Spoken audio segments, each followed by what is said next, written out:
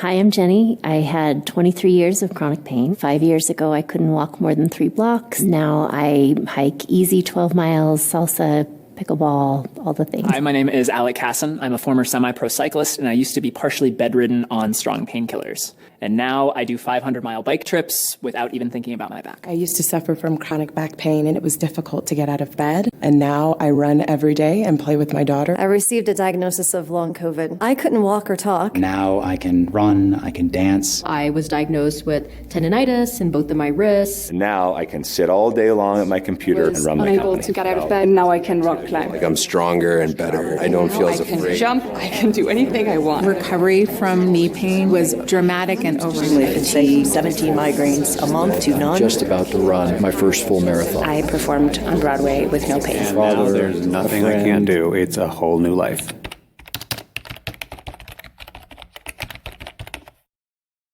I'm Dario Zagar. I'm a neurologist with Yale University. I'm Dr. Becca Kennedy. I'm former lead of the Long COVID Clinic at Kaiser Permanente Northwest. I'm Yoni Ashar. I'm a neuroscientist at the University of Colorado.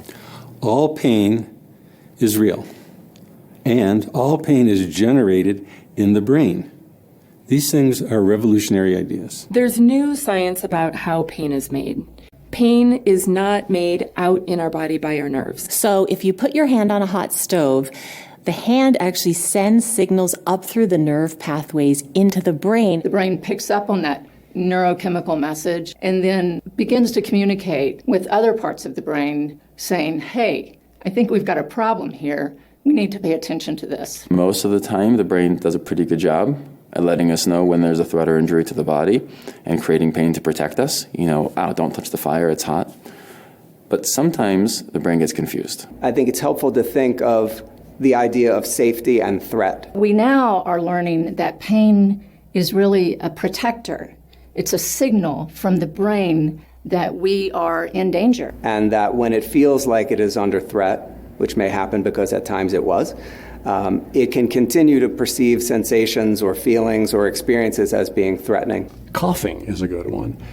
Let's say you're sick, you have phlegm in your system, and you need to get it out.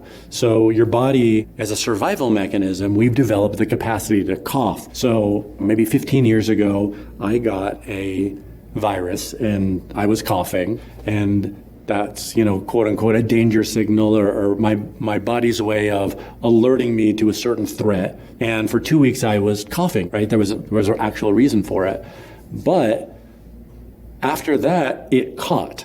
So even after the danger or the threat was gone, my brain was actually still interpreting danger. So I developed a chronic, what we call neuroplastic cough, where I was actually coughing for the next 3 or 4 months. There was no reason for it. My brain was actually interpreting danger where there was none. And I was coughing. And when I realized that it was essentially a false alarm, I was able to overcome it. The Boulder Back Pain Study found that of the people we treated with chronic back pain, average duration of pain was 10 years. 3/4 of them were virtually pain-free in 1 month. In a study at Harvard, Mike Donino, our colleague, found that 2/3 of the people he treated, again with chronic low back pain, were virtually pain-free within a couple months. In my recent study at UCLA, nearly 2/3 of patients with chronic musculoskeletal pain had a clinically significant improvement. At Northwestern University, they scanned the brains of people who had recently injured their backs, and they found that the brain activity associated with back pain was in the pain processing parts of the brain. But then they followed these people for 1 year, and half those people got better, but the other half had developed chronic pain. And when they scanned their brains again, they found that the pain had shifted to a set of regions related to emotion and learning and meaning making, and they basically caught on camera, using a brain scanner, this transition from acute to chronic pain, suggesting that once the pain has shifted to these other set of brain regions, its activity in those regions can cause the pain to continue on loop. The fear of the symptoms is a really big driver.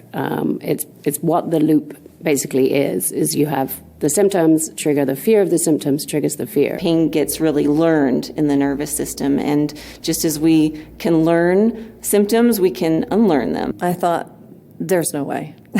There's actually no way I can change my brain and address these incredibly severe and debilitating symptoms. You know, it's understandable to have doubts about this. This is new science. What we're doing here is on the forefront of biomedical science.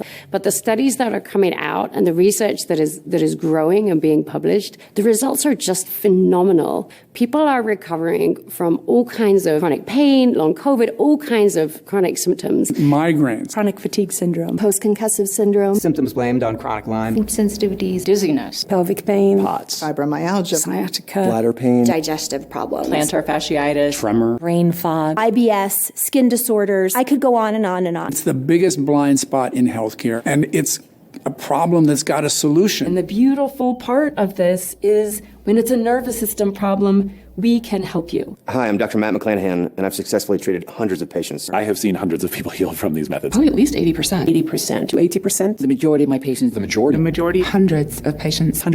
Thousands. Dozens. Over 7,000 people successfully improved. I have thousands and thousands of people who were formerly hopeless that are completely well. This is a paradigm shift in thinking. It is a radical new way to think about the body. A lot of this is so counterintuitive to everything we've ever done. My patients tell me this is a real revolution. I can't believe how limited of a life I lived and how tragic my future looked. We're going to look back at the way we treat chronic pain now, the way we look at, using leeches in the Middle Ages. Like, everything's going to change. I want the world to know that we really can rewire the brain. Just get the word out.